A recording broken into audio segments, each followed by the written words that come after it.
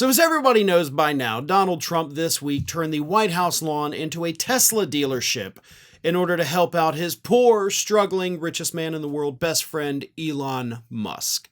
You know, Tesla stock had tanked earlier in the week, so Donald Trump said, I'm going to buy a Tesla.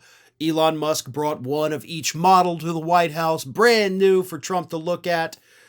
And he finally decided on purchasing a roughly $90,000 Tesla Model S. And this, of course, comes after Donald Trump has spent several years attacking electric vehicles, making fun of them, saying that they can't go fast, all of that crap. He hated electric vehicles until Elon Musk propelled him into the White House by spending over $250 million.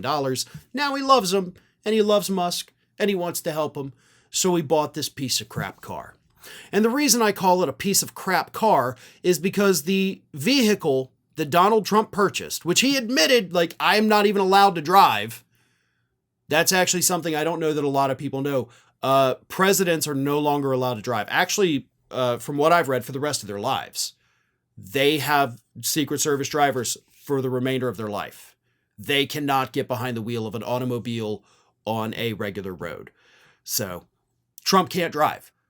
But he bought one anyway to show his support for Elon Musk. And he said, hey, all the staffers, everybody here at the White House is going to use it. And they're super excited. But they may want to hold back on that excitement.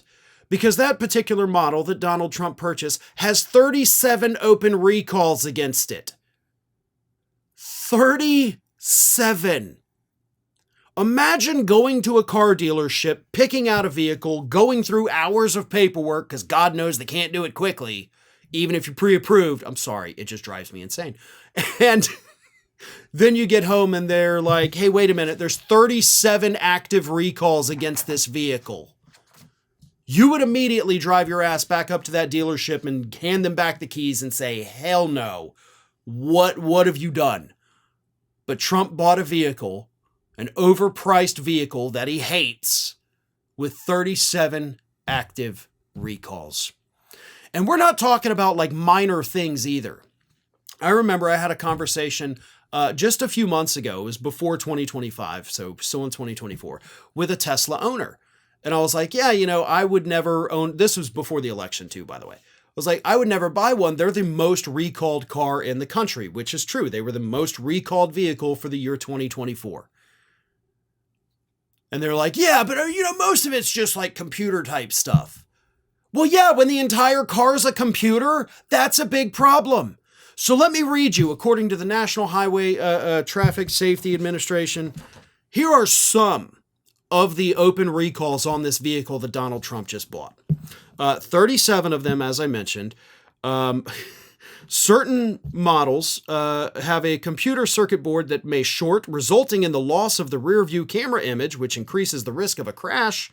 Other recalls include issues with airbags, potential problems with power steering features, faulty door handles so you can't even get in the car, warped brake discs, which would make it more difficult to stop,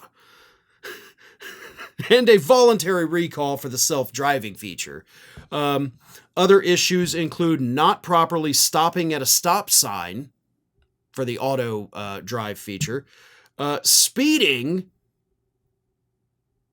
like the car will just randomly speed up even when you're not pushing on the gas, failing to detect road signs, making unexpected lane changes when going through an intersection.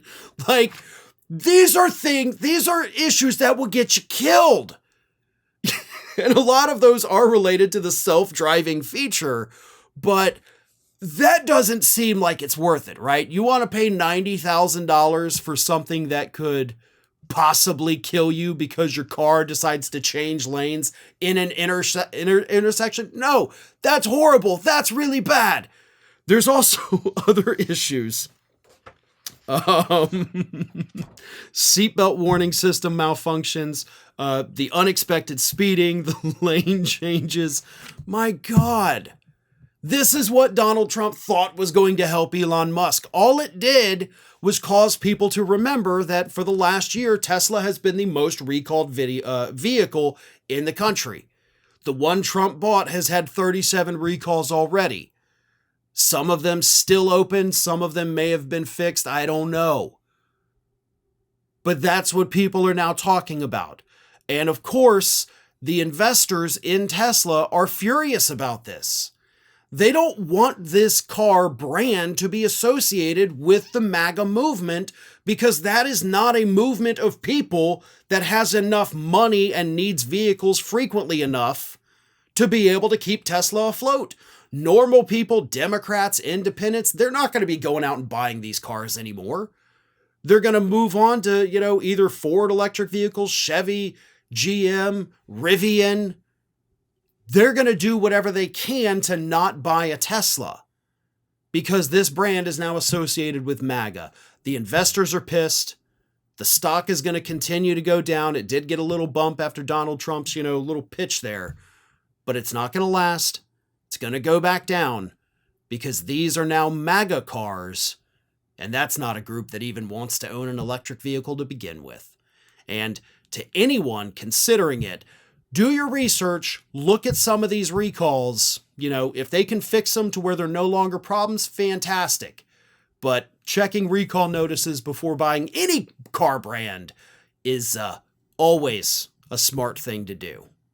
Did you know that you might be missing out on wonderful content from me? I mean, you're here already because clearly you like what you see.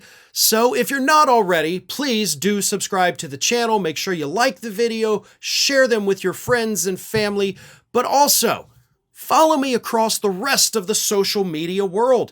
And it's not that hard to do. Whether it's X or Twitter, whatever you want to call it, Facebook, Instagram, TikTok, Threads, on every one of those platforms, you can find me at the username @FarronBalanced. Simple enough, right? So get on it. And if you don't feel like going to each one of those outlets individually, lucky for you, we have links in the description of this video to take you right to my pages across all of social media. So don't miss a minute. And while you're at it, make sure you're also subscribed to the Ring of Fire YouTube channel, which I have been hosting for many, many years now. We've got more than 1 million subscribers over there, and there is fresh content over there every single day of the week. So again, if you're not subscribed, subscribe to this channel, and while you're at it, go subscribe to Ring of Fire at youtube.com/The Ring of Fire and @FarronBalanced across every social media platform. That, of course, is not considered just a far-right hellscape. Well, maybe Twitter is, but that's a story for a different day.